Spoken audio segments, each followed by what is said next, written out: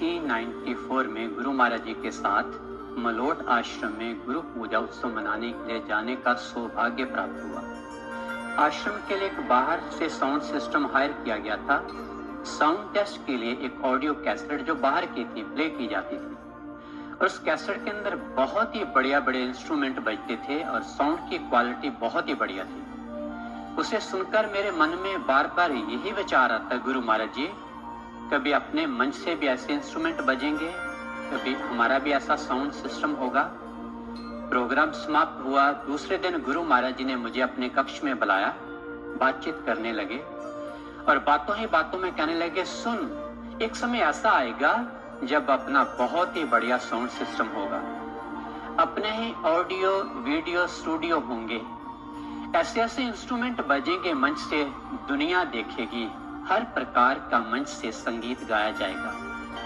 आज मैं इस बात का साक्षी हूं, जब एवरी संडे YouTube चैनल के माध्यम से हम सत्संग सुनते हैं तो उसमें कितनी बढ़िया साउंड की क्वालिटी, वीडियो की क्वालिटी और कैसे कैसे इंस्ट्रूमेंट मंच से बजाए जाते हैं, और हर प्रकार का गायन, क्लासिकल, वेस्टर्न, फोक, जो महाराज जी ने 1994 में कहा था, आज पूर्ण गुरु का एक एक शब्द पूर्ण हो रहा है।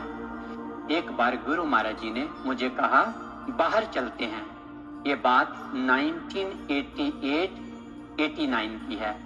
मेरे पास मोटरसाइकिल था। मैं और गुरु महाराज जी उस मोटरसाइकिल पे नूर महल के बाहर एक प्रसिद्ध जगह है, वहां पहुंचे, सैर करने लगे। महाराज जी मुझे कुछ समझा रहे थे। अचानक एक जमीन की ओर इशारा करते हुए कहने लगे, ये जमीन कितनी का है? मैंने बोला, महाराज जी 10 एकड़ से तो ज्यादा ही लग रही है। तो महाराज जी कहने लगे, यहाँ आश्रम कैसे रहेगा? मैंने बोला, महाराज जी बहुत बढ़िया, ये तो बहुत ज्यादा जमीन है। तो महाराज जी मेरी ओर देखकर मुस्कुराने लगे और कहने लगे, ये छोटी पड़ जाएगी। मैंने बोला, महाराज जी हमारे अपने पास तो इतनी संगत भी नहीं है, ये तो जमीन बहुत ज्यादा है। तो महाराज जी मेरी ओर देखकर कहने लगे, तू मिशन को क्या समझता है? मैंने बोला, महाराज जी वही जो इंक्लूड बच्चे 10 से 12 लोग सत्संग के अंदर आते हैं, यही तो मिशन है। गुरु महाराज जी कहने लगे, नहीं, ये तो अभी मैंने बीज डाला है, तू देखना ये कितना विशाल वृक्ष बनेगा।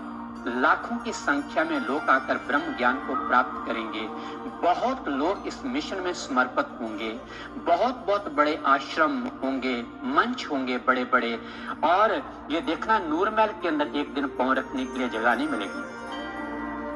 जिस समय 2010 दिव्य शांति महाउत्सव का कार्यक्रम नूरमहल आश्रम में होने जा रहा था, महाराज जी की कृपा से मैं भी कनाडा से नूरमहल आया हुआ था, और ऐसा कोई प्लान नहीं था प्रोग्राम से पहले, और अचानक मुझे मैसेज मिला, आपकी सेवा मंच के ऊपर बैठने की लगी है। महाराज जी की कृपा से मैं मंच के ऊपर बैठकर ध्यान कर रहा था। गुरु महाराज जी मंच के ऊपर बैठे थे, मंच से भजन संकीर्तन सत्संग विचार दिए जा रहे थे, और मैं ध्यान में बैठा था। एकदम मेरे अचानक अंदर से आवाज आई, आंखें खोल और सामने देख।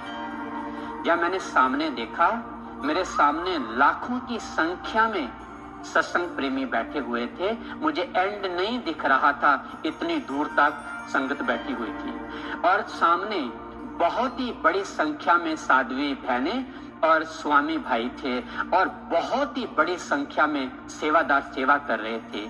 जो महाराज जी ने 1988-89 में कहा था, मेरी आंखों के सामने सब कुछ साकार हो रहा था। भक्तजनों, एक बात मैं जरूर कहूंगा, महाराज जी का एक एक कहा वचन मेरे कानों में गूंज रहा था और मेरी आंखों में आंसू थे। उस पारदर्शी सतगुरु की अनंत कृपा को देखकर हम सब बहुत सौभाग्यशाली हैं कि हम इस मिशन के साथ जुड़े हुए हैं, और महाराज जी के चरणों में यही प्रार्थना करें कि अंतिम श्वास तक महाराज जी के मिशन में सेवा करते रहें और उनकी कृपा के पात्र बन सके। अंत में सबको मेरी जय महाराज की।